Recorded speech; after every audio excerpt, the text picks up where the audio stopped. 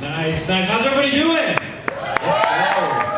I love that video because that's literally me with all my problems. It's just like, I got a test tomorrow, I got to study for this. Let's just listen to some music and jam out. Who cares? Yeah, so amen, amen. So my name is Steven. I'm super excited to be talking with you guys on week 2 of I'm Fine. This series is awesome. It's something that I feel like we all deal with. We all get anxious. We all get worried.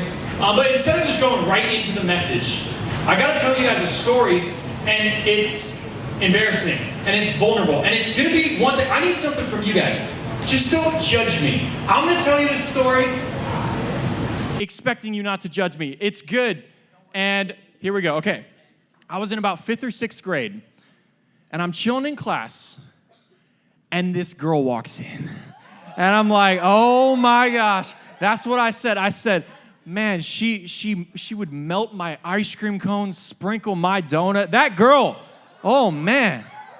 She walked in, and I was like, God, have mercy on my soul. I got to talk to her. Got to talk to her. So how do I do this? What am I going to say? What am I going to do? So this is what I did. Most people, to talk to others, they're just like, oh, hey, what's up? And they go face to face. But I'm like, I can't do that. Why would I do that? So I'm like, I'm going to text her. What if I text her? That might make it a little bit easier. We can talk on the phone first, and then I'll move to actual face-to-face confrontation and tell her how I feel. So I don't know. I was like, what's going to go on? And the whole time I'm feeling this way, I'm like, what if I screw this up? And what if she doesn't like me? And what if she already has a boyfriend? I never even checked about that. And so in my mind, I'm freaking out, bro. I'm freaking out. I'm like, what if this doesn't work? So I get an idea. I'm like, I can't go to her face and like a normal person say, can I have your number? So I went to one of her friends because that's a great idea. And I was like, hey, you're friends with her. You got her number. Can I have her number? And they're like, yeah, I think this is her number. Take it. So I'm like, all right, cool. And I get the phone number. And I'm thinking, I'm like, what should I say? What should I do? Should I start off easy and be like, hey, guys, how's it going? My name's Steven. Or should I just go for the kill? Go for the kill. So I was like, hey, you know, girl, I just think you're beautiful. I just think you're awesome. I mean, once you walked in, I knew you were the love of my life. Let's do it. Let's become friends first, and then, you know, we'll get married or something like that. And so I text her this message with my whole heart out on a line, and I send the message, and I'm like, this is all I got, woman. This is all I got. Take it. It's my heart. And I'm thinking, I'm like, well, okay, I sent it out there. What if it doesn't work? It's okay. What if she doesn't like me? It's okay. Sent the message. And boys, you know when you send that risky text and you're just like, when is she going to respond? It's been 2 minutes. I'm looking at my phone. I'm like, guys, I don't know what's going on. It's been 15 minutes. I'm fine. 30 minutes. I'm fine. An hour. I'm fine. 2 hours later, I get a text. Before I get into this, let me just tell you something. I didn't think about this beforehand. What I didn't realize is that in 5th and 6th grade, sometimes you don't own your own phone. And sometimes you share a phone. So I get a text back. And I'm like, it's only been 3 hours. She's probably just thinking about where we're going on our honeymoon. So I get a response back. It says, why do I tell you guys this stuff? It says, hi, Steven. This is her mom. I didn't know you felt this way about my daughter. I'll let her know. I couldn't have thought about that going any worse. I was like, this is just terrible. This is horrible. And I didn't think it was going to be that bad, and it was that bad. You know why?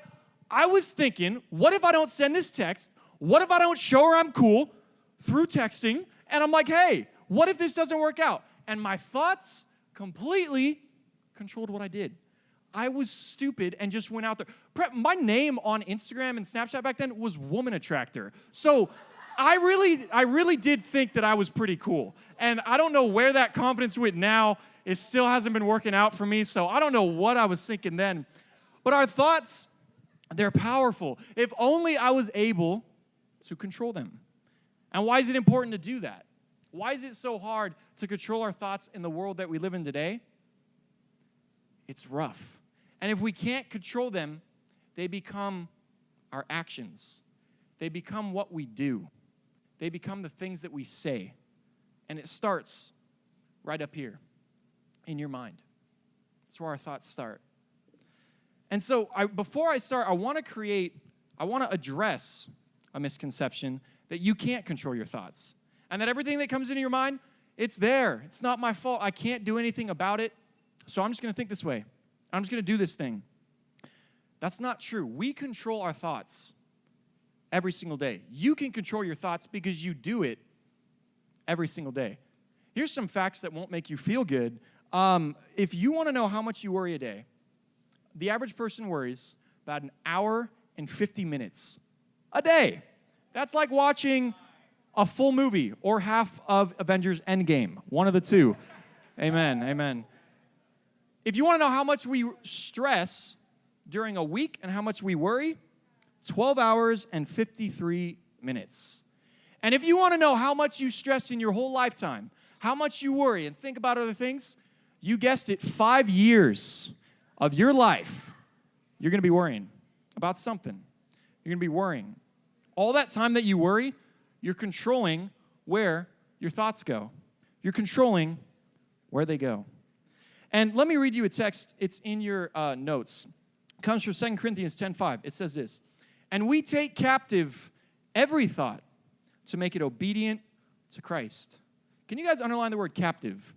And we take captive every thought to make it obedient to Christ. I don't know about you, but I don't really use the word captive in sentences anymore. Like, do you have the pizza captive? Okay, good. Let's eat it. Like, no one really says captive. It's because it's in the terms of war. It's in the terms of battle. If you have the enemy captive, you've won. And when Paul's writing this in 2 Corinthians, I don't think he messed up by saying that. Because there is a war going on in your mind every single day. There are things in your life that cause you to worry, that cause you to stress, that causes you to get anxiety. It's a war. And we can take those thoughts captive. But a lot of times we don't.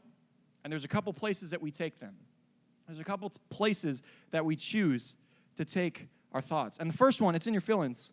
It's the what ifs. The what ifs. As you can tell, I struggled with that when I was younger because I said, what if I don't text this out fast enough? What if we don't get married? And to be honest, we're not married yet. So that didn't work out. But the what ifs is where we take our thoughts sometimes. We'll be worried. We'll be stressed out. And we'll just say, well, what if this doesn't work out? What if I don't get the grade on the test? What if I don't get that job? What's going to happen? Where am I going to go to college? What if I don't get in? And you know the thing about what ifs? You know the thing about when we're focusing on the future and the what if this goes on is we can't control it and we can't predict it. We can't do any of those two things. And yet we worry about them all the time. The what ifs is where we take our mind. And I don't know about you, but I've never, after worrying, been like, man, Steven, what's up with you, man? You just seem so excited and happy. Why? Oh, I was just worrying about the future because I have no idea what's going on. I have never felt that way because when you worry about the what ifs, it doesn't make you feel any better. And it definitely doesn't make you stop stressing out.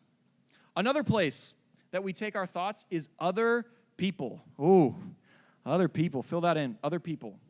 Where do our thoughts go? We start to look at other people. When we get a problem in our life and something's going on, we're like, I don't really know what to do with this. A lot of times, we look at other people's situation. Instead of focusing on what's right here, we're looking and go, man, look at them. They don't have anything wrong with them. Look at them. Their body is just so much nicer than mine. Look at them. They're way prettier than me. Look at them. They have more money than me. And you start to compare and look at other people. It's not in your notes, but you can write this down. When we compare, we never win. We don't win that battle. You know why? It's unfair. It's completely unfair. Because when we compare ourselves to others, we compare their best to our worst. I don't know about you, but you can't win that battle. Who has Instagram and Snapchat and Facebook and MySpace? You're lame if you have MySpace. Just kidding. Just kidding. When you open up Instagram, you're looking at other people's stuff. You're looking at what people are doing, what people are saying. I don't know about you, but I've never opened up Instagram and seen someone post something and go like, just failed my midterm and I feel horrible. I've never seen someone post that. I've never seen someone, because when we post things on Instagram, Snapchat, it's usually our best version. It's usually us going to Cancun with the dudes, with the broskies, and you're just hanging out and you're like, check us out. We're so cool. And we start to compare ourselves to those people, and it doesn't work out because it's a fake life. It's what they want to think. I saw this one guy post something the other day. It was like, what would you choose, a six-pack or a Mustang? I have both. And I'm like, dude, that doesn't relate to anyone. I don't know anyone who's like, six-pack, Mustang in the back, let's go, let's go. That doesn't relate to anyone because it's not real. People put their best version out on social media. And when we compare ourselves, it doesn't work because we're comparing their outside and their public life to our inside and our vulnerable side. And it's not going to work out. It's not a good place to take our thoughts. And the last part is our past. Where do we take our thoughts? Our past. We start looking back. Start saying, I got this problem right here, but look what happened back then. I got this problem right here, but I've always been bad at this. And I've never been good at this. And we've never had that much money. My parents, they've always been divorced. It's always been like this. And we start looking at our past. We start saying, man, it's just always going to be like this. It's just always going to be in the past. And I can't move forward. A lot of times it's hard to not look at our past because we've been using it as a crutch so much. We've been using it as a way of life. No, it's okay. It's okay. I've never been good at that. No, it's okay. It's okay. This relationship, it won't work out.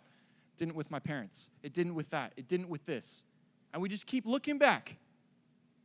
Our past is not a place to direct us going forward. We can learn from it, but we shouldn't let it guide us. Because when we take our thoughts there, we never win. We never win when we look at the past. We start to believe those lies. We start to believe those things in our life. And it's not a good place to be. And the thing about this, if you look at the three places that our thoughts go, and they go in many other places too, but these are some common ones, this is exactly what the world wants you to do. When you go out and you look at things, this is exactly what the world's telling you. Look at other people. Look at me. Look at you. Look at my money. Look at what I'm doing. Look at what happened in your past. You're never going to be good at that. The problem is we never gave God a chance. We never thought, hey, maybe I should go to the one who can actually help me. In your notes, it has something cool. There's a verse, and it's from the Message version. And the Message version is like the cool, smooth way to say things about the Bible. So if you've ever been reading it, you're like, whoa, I didn't know this was in the Bible. It's because it's dramatic and it's awesome. But so check this out. Read it with me. It says, summing it up, friends, I'd say you'll do best by filling your minds and meditating on things true, noble, reputable, authentic, compelling, gracious. The best, not the worst. The beautiful, not the ugly. Things to praise, not things to curse. Can you guys real quick underline true? What is true? This is a good verse. I really like this. And when you read this, ask yourself, what are you putting into your mind? What are you thinking about on a day-to-day basis? What goes in your mind usually as a result of what comes out. What are you putting in your minds? This verse, it says right here, fill your minds on things that are true. And the thing about that is it's about the same thing in everything. If you want to get fit and get strong, you should probably work out and go to the gym. If you want to get good at the guitar, you should probably call Eduardo, get some lessons, keep going. If you want to get that girl, you should text her mom. No, I'm just kidding. Don't text her mom. Go up to her, say, hey, you're looking good. Let's go to church. Best date spot ever. And that's the thing. It's with anything. What you put in is usually what you get out. And it's completely your choice. It's your choice what you fill your mind with. I would love to say it's God's job to fill my mind with good things. No, it's not. We can do whatever we want. And it's our choice to fill our minds with good things. It's our choice to take initiative and say, you know what? I'm not going to look at that. I'm not going to watch that on TV. I'm not going to say that to my friends. And what you fill your mind with is usually what comes out. But we can't do this when our emotions are driving. We can't make good choices. We can't think good thoughts when the way we feel is exactly how we're acting. If I were to kick one of you guys in the leg, you'd probably feel pretty painful, right? I mean, if I kicked you hard. And then you can't really choose how you feel. That emotion is probably like pain and, dude, what the heck? You might kick me back. I'm not sure. But that emotion that you feel, you can't control that. What you do control is what you do after. He has a choice to kick me back or not, or be cool. Our emotions, they can't be in the driver's seat like we learned last week. They can't be in the driver's seat and we can't shove them in the trunk. So what happens when they control us? Our thoughts, all the things we worry about. It goes crazy. And that's the thing. That's your next fill-in. We have to reflect on our emotions, but react with truth. Our emotions, they're there. Reflect on them. They're real. But react with truth. React with what you know. And when we react with truth, it's not always easy. It's not something that I'm saying, do this right now and you'll be awesome. No, it's going to take some time. It's going to take some time to gradually grow and do this. To choose a godly response, even when it's difficult. What does that look like? Well, there was this church one time, 3 or 4 years ago, in Charleston, South Carolina. And these people were praying. They're all praying together. And this guy comes in, but he didn't want to pray with them. He didn't want to join their church. He didn't want to be friends with them. Now, this guy, he brought a gun with him. And at this church, he shot 8 people dead on the spot, right there. I don't know about you, but my emotions, when I hear that, I'm angry, I'm sad, I'm frustrated, I want to retaliate, I want to do something. But you know what's crazy? You know what's crazy about that story? Is a couple days later, the daughter of someone who got shot and killed. So her mom got killed. 3 or 4 days later, she comes out. She says some words that, I don't know about you, but I'm not sure I'd ever be able to say this or something like that. She said some words that were ridiculous. Said some words that I call myself a Christian and I struggle with even thinking about. She came out and said, I forgive you. She said, I forgive you to the man who shot her mom dead. That girl, she's not going to get her mom back. She's not going to be able to say, I forgive you, and then everything gets better. And those emotions, she probably still feels them. Right now, she's probably still struggling with that emotion. But you know what she did? She didn't let her emotions drive. She didn't let what she was feeling control her actions. She said, you know what? I'm going to focus on truth. I'm going to focus on what is right. That's powerful. I don't know about you, but I'm sure before that happened, she was filling her mind with things that were good. Because a response like that is not natural, especially when our emotions stay there, especially when we still feel this way. It's not natural to act out in a godly way. As we move on, your challenge for this week, and this is one where I challenge you not to have it done by today, next week, next month, but it's something to think about and something to work towards. Fix your focus on Christ. See, there's a lot of times where we have our focus in the wrong place. When something happens, we have no idea what to do. We have no idea where to go. And when you start to fix your focus on Christ and think about godly things and react in a godly manner, you know what's going to happen? You might feel a little bit weird. You might feel a little bit off, like I've done things so long differently. I've done things so much like the world has told me to. I don't really know what this whole thing looks like. That's okay. If you feel a little bit weird, it's okay. I got a question. Are any of you guys into roller coasters? Who likes roller coasters? Who says, if I right now took you to Six Flags, there's no ride that would scare you? And you're just like, dude, put me on there. Let's go. Okay, I see you guys. I'm picking my group. Next week, you guys free? Okay, cool. Let's go. Okay, so I'm the same way. I like to say that I'm the daredevil of my family. I like to say that I will go on any ride. And so we were at this amusement park in Pittsburgh, Pennsylvania. It's called, hey, go Stillers. It's called Kennywood Park. And this is one of the greatest amusement parks you'll ever see. It's so awesome. And there's this ride, it's called the Slingshot. And what it does is it takes you up 20, 30 feet at max, and they put you all the way up there, and you get dropped. But you know the funny thing is, they don't drop you. They don't say, 3, 2, 1, go. You pull yourself. You pull the handle, and you go down. I'm usually the one who does that because I like adventure. I like doing this.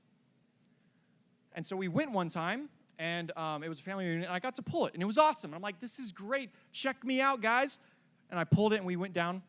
We go a second time, and I'm like, same thing, guys. I'm pulling the string. I choose my fate. I'm leading this boat. Let's go. So we get up there. We're laying in this, like, sack. You just, like, fall forward, and then you just, like, lay there like this, and they raise you up. Something happened. I'm like, can I get the string to pull? And they're like, oh, no. It's going to be your sister over here. Why? Why my sister? I mean, seriously, I'm the one who does these things. I choose. You know, instead of trying to explain this, check this video out. This is actually what it looks like. It's 20 or 30 feet up there. That's us. And there we go. As you know, I was probably having godly thoughts saying, I love that my sister got to pick. I love this. Jesus, take the wheel. Here we go. There we go. That's exactly what I was saying. See, that was awesome. But before that, I felt a little bit off. I felt a little bit weird, like out of place. Like this isn't usually how things go. And I didn't die, so that was pretty cool. I'm still alive here. I would have blamed my sister, but if we're good now. And so what I was saying earlier is when we choose to filter our thoughts through Christ and fix our focus, you're going to feel a little bit weird because it's different than what everyone else is doing. And maybe you've been struggling so much, and maybe you've been saying, no, I am fine, Stephen, I'm fine. It's cool. I know how to solve my own problems. No, you don't. Or else this message wouldn't apply to anyone. We're all out there trying to say we're fine. We're all out there trying to say, I'm good. Don't worry. But you're not fooling anyone. I'm not fine. You're not fine. Jesus, he knows what's going on. Jesus, he doesn't worry about the things we worry about. Jesus, he's fine. I want to direct my thoughts to him. I don't want to try doing this stuff that the world does all the time. I want to change direction, even if it feels a little bit weird. Let's fix our focus. If you've never done that before, even if you have, I'd ask that you bow your heads, close your eyes, say something like this. God, I've been trying for a long time. I get anxiety. I get stressed out about the things going on in my life. I worry about what I can't control. I've tried going down the same paths I've always done each time, and I get in the same situation. I don't know what to do. God, I ask right now that you would help me direct my thoughts towards you, that you would let me fix my focus on Christ. God, come into my heart. I want to start a relationship with you. I want to try doing this the way the world's always done it, God. We love you. We praise you. Amen. Amen. If you guys just pray that prayer, let one of us know. Don't do this alone. You can write your prayer requests down on the bottom of your worship guide. And lastly, real quick, this May is the last month we're having HSM at 11:45. This month we are finishing out the 11:45 high school service, and which means in June We're going to rock the house in the main service building. We're going to go crazy. We're going to the main building at 5 o'clock on Sunday nights starting in June. You got to bring your friends. You got to bring everyone you know because it's going to be awesome.